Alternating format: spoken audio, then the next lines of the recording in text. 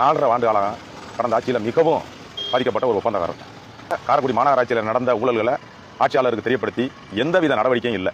குறிப்பாக 21/2/2025 பொது நிதியில் நடந்த ஒரு ஒப்பந்த பணிக்கு நான் ஆன்லைன் மூலமாக டெண்டர் போயிருந்தேன். அதில் குறிப்பாக மாநகர மேயர், துணை மேயர், மாநகராட்சியை ரெனோவேஷன் பண்ணக்கூடிய ஒர்க்கு அதனுடைய எஸ்டிமேட் அமௌண்ட் 18 லட்சம்.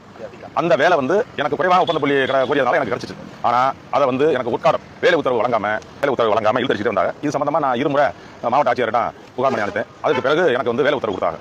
வேலை உத்தரவு கொடுத்ததுக்கு பிறகு அந்த வேலையை நான் செய்யணும், அந்த வேலையை எனக்கு காட்டுங்க அப்படின்னு சொன்னதுக்கும் யாருமே காட்டவே இல்லை. எனக்கு பார்த்த பொருள் எல்லா பணிகளுமே செஞ்சிருந்தாங்க.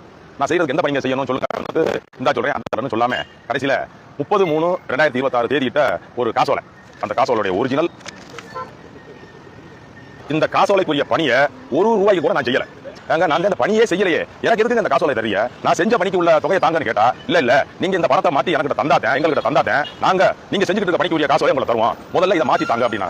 நான் செய்யாத வேலைக்கு உள்ள பணியாக்குள்ள காசை எப்படிங்க வாங்குறது அப்படின்னு. இல்ல நீங்க வாங்கி எங்களை மாத்தி தாங்க. அதுக்கு பிறகு நான் ஒரு 93 லட்சம் ரூபாய்க்கு ஒரு வேலையும், ஒரு 37 லட்சம் 35 லட்சம் வேலையும் செஞ்சுட்டு இருக்கேன். செஞ்சு 6 மாதத்துக்கு மேல ஆச்சு. இன்னைக்கு வரைக்கும் பணம்